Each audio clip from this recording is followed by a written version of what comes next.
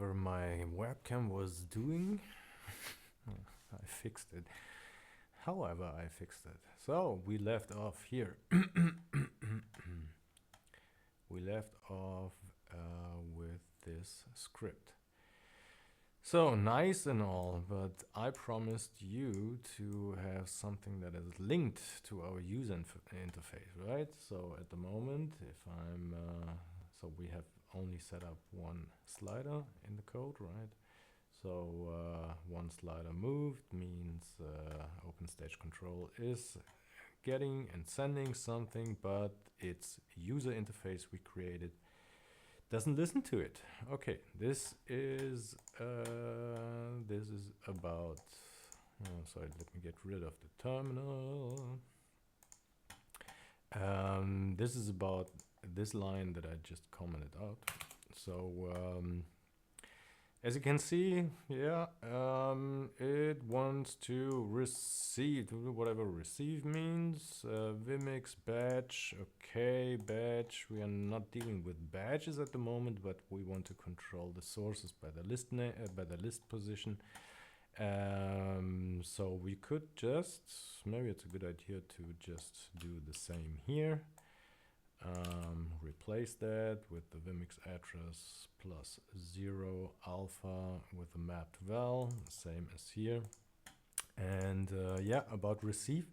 This means we are telling Open Stage Control to receive in its user interface something and do something with it. So Control E brings up the editor. Hopefully you remember when we set up the matrix here, we set up also the props address, and look at that. Looks familiar. Vimix number, and then the value, the number of the slider that was pushed, and alpha. So in best case, this would mean if we stick to that pattern here, so Vimix, Vimix number, and we save that, we now should be able, maybe we can see all of it at once, we should be able to, yes, exactly. So hopefully you see in the upper left corner, I'm moving the first slider of my MIDI controller. This tells Open Stage Control to receive this value, map it to the range, and synchronize its according slider. And this one, yeah, this would be the first line, receive it, and talk to the matrix with the ID of that, number 1, 0 it is, sorry. And then after that, after updating and synchronizing the user interface, send this OC message over over your system, over your server, to Vimix, because Vimix is listening on port 7000, as we, just for completion, as we set up here. And after that, everything is working as expected. So the clip is moving, source number is moving, slider slider and the user interface is synchronizing exactly what we want. So let's just do this with all of the sliders. That means I'm not going to type this out. As I told you, I'm a very bad writer. We are hopping into the cases. So in the intent that case 3, to remember, these are the controller numbers of the slider, of the faders of my MIDI controller. So case 2, 3, 4, 5, 6. Then there was one missing, 7, then 8, 9, even more missing, 12, 13. These are the 9 sliders of my my MIDI controller. And then, okay, this is the old one. So I'm just going to do this everywhere. I mean, yeah, just skip forward if you don't want to see that. I've absolutely, you have my allowance. Okay, 2 more. And also a good thing with OpenStage is you can save these modules on the fly. I'm just going to show you. If I save it here, OpenStage control will tell you custom module reloaded successfully. If there's something wrong with the code, it will immediately tell you something is wrong, written in red letters. Sometimes you even get an idea of what is wrong. Okay, after saving that, I should be able, look at the MIDI controller, I should be able, yeah, look at that. What did we do wrong? Of course, now we signed all of them. We signed all of them to the same address. This should be, this should be 1, 2, 3, 4, 5, 6, 7, 8. So as we're in an array starting with the 0, it's about 9 sliders. Save again, have a look at that, move the second one, third one, 4, and so on. Have a look at these. Everything is working as expected, and this is just perfect. So as I already did that, so have a special look at case 13. So last slider, this is sending out an OC message with the output fading, right? So just like I wanted it to control the main output here. So have a note, just a little note on the mapped value inverted. This means it's just going the other way around. It maps from 0 to 127 in a range of 1.0 to 0. So just because in Vimix it's the other way around, because basically what we're doing is blending in a black layer. I don't know, but it looks like so. What doesn't work is we have these 8 sliders here, and we want to, with the last slider, we want to synchronize in the user interface this extra one. So since it is not a matrix like here, it's not the address is not written down in the props. It is the ID. So if we call this what is it? Vimix address alpha 8 alpha. So we could sorry, no, it's not about the ID. There we go. So this is the address output fading, and we should call it here.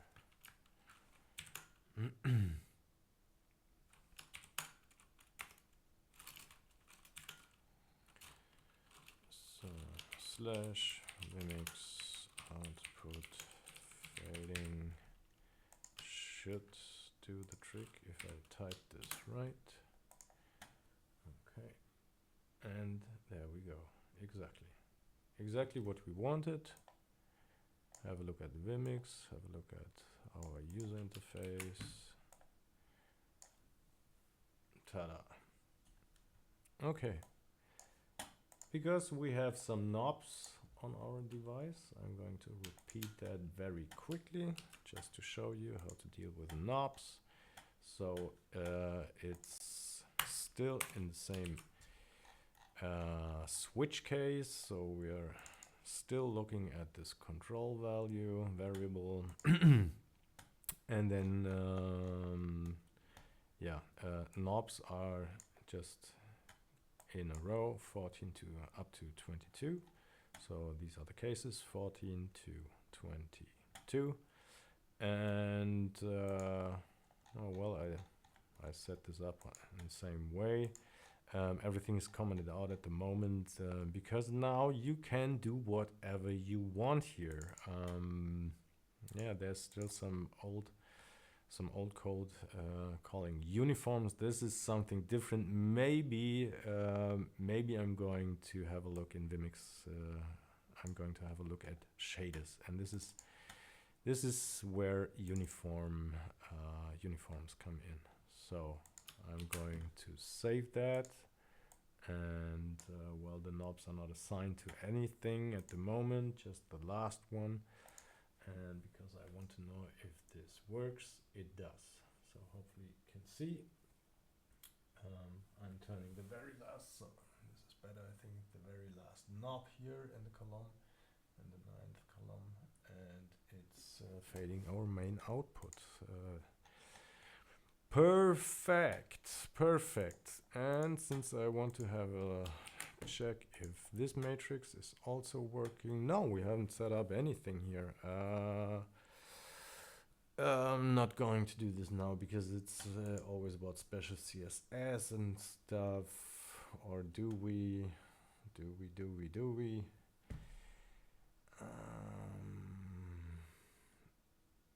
Okay, for the sake of completion. Okay, I'm going to paste that in here, but I'm going to delete a lot of it because some of the CSS doesn't match the knobs matrix. Return props needed. We can get rid of this. Props origin. Okay. Range for the moment. Yeah, why not? Address should be the same just to see if it's working. And if we now change our code and do the same with this one. So we save it, we have a look, we turn the knob. Oh yeah, now it's what's happening now? Yeah, null alpha should be this address. As I told you, this is no coding tutorial, so I'm just not good at that. Okay, so and now it's not working because there's no 9th knob. We want to talk to this one, right? So this at the moment is controlling the brightness. I'm going to change that to this address. I know it's a little messy, you know, but this is really just for getting an idea here. Now we are exactly where we want to. Okay, you can even synchronize several knobs and sliders in the same way, as you can see, but of course there's not often reason for that. Okay, just for the sake, if you are lucky enough to have a MIDI device that has not only an input port where it can receive messages, but also synchronize. So faders would be with little stepper motors and so on. I'm pretty sure you could even hook up. You could implement that functions. That would be in the out filter. So basically every time that Open Stage Control is receiving or is detecting an outgoing signal, if you push here, you could somehow synchronize your MIDI device with that. Not in my case, no stepper motors, no mechanics, so I'm still happy with that. Sorry, forgot something that I wanted to show you. Sorry, little addition. So I was talking about MidiSnoop. Yeah, I mean, most of the time you would get your information about your MIDI devices from somewhere. Even in OpenStage control, you can see what's going on. So even if it's only hooked up and nothing else is in the module is written down to do. So even if it's just receiving something, it gives you some information. For example, this is what we were doing the whole time with the sliders and the knobs. So here's pressing a button. You can see by this message here, controls change. This is about the CC, about the message. So this is not 101 the same. It's not the same, but it is. This is control. So if I, for example, press on the nano key, it's not the controller here, it's the keyboard. If I press here, you can see it's about node on and off. So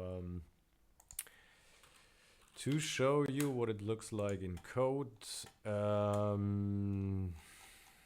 running over this real quick, so you remember all this is about MIDI. This is all within the same if statement. So then we were listening to NanoKontrol. So this means now else if I want to listen to npad, or this is one if statement, or the N key. So when I press on the nano key, it gives me node on off. So I tell OpenStage control if a nano key is sending something. By the way, these messages show up if you console log the address here, right? Okay, then this will come up, and you can see what you have to set up, which if statements you should set up. This is what I wanted to say, sorry. So node off, node on, this would be about the address node. Remember, not anymore the control address, but now it's about node. So every time a node is pressed, do this. The nano key has several addresses that it is sending. For example, there's pitch. Don't know if you see that. If I press here, you cannot see anything, right? If I press here, this is a control change. There we have pitch band. This would be a pitch address, and as I showed you, there's also some control. So some keys have just different addresses that are sending. Also the nano pad is node on off. So you have to just figure out what your MIDI device is sending, and then set up different if statements and tell OpenStage what to do. Just wanted to show you that. Is that what I wanted to show you? Yeah, now one little moment, just for completion as always. So just wanted to show you what you could do with the buttons here. So yeah, we set everything up for the sliders. Just for just an example for the knob, and this would be a little script for the buttons. So as you can see here, the upper row is at the moment is illuminated. That is because I set it up to make it play. So if play would mean, let me bring up the player here. User selection would be only this one. Okay, so this clip here, Even if it's in the active area and playing, you could with this knob, you could play and pause this clip. This would look like this, just to make sure that our user interface, where is my user interface again? Just to make sure that it receives the synchronization, means receive Vimix, then the map well. Here's the address, and that would send the play and pause command. Play with the value between 0 and 1. This is why we use the map well 1 here. And then there's another feature, since Bruno implemented little animations over time, you could blend in these clips with animation. So this is the script that I did for these buttons. So have a look at that. That would tell Vimix to fade it in over time, fade it out over time, depending on the value of the button. So sending 1 means blending it in over 2 seconds of time, blending out. This is very nice. The command for that is, of course, make it synchronized. So yeah, to have a reference for the slider here, this would be this command. Oh, and I even forgot to synchronize the buttons here. This would be which address do we have here? None. Interesting. So let me just copy this one over to here, and we would say alpha for the address. If we save this and try this again, exactly. So have a look at Vimix. There's Vimix. So I'm pushing the button, it fades out because now it's 0. Synchronized with the user interface in 2 ways. And a quick look at the command to Vimix, send OSC. We don't need a second one here, sorry, because it has the same address. So send OSC, address, Vimix, of course, alpha, and the only difference to the sliders script is that we pass a second argument of the kind float with a value of animation time. This is a variable that I said here. This means milliseconds, 2000 milliseconds, 2 seconds. Okay, so that's it, really, that's it. Okay, that would be it, I think.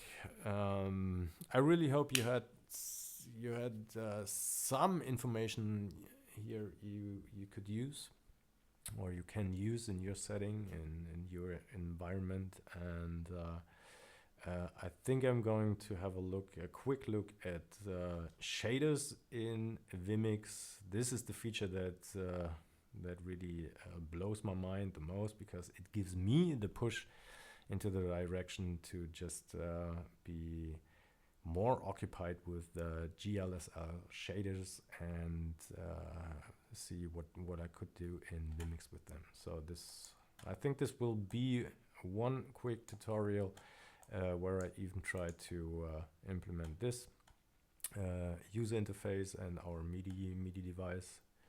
My MIDI device, it's mine. And have a look how to control uniforms. These are nothing else but values within shaders. So if you are interested in that, stay with me.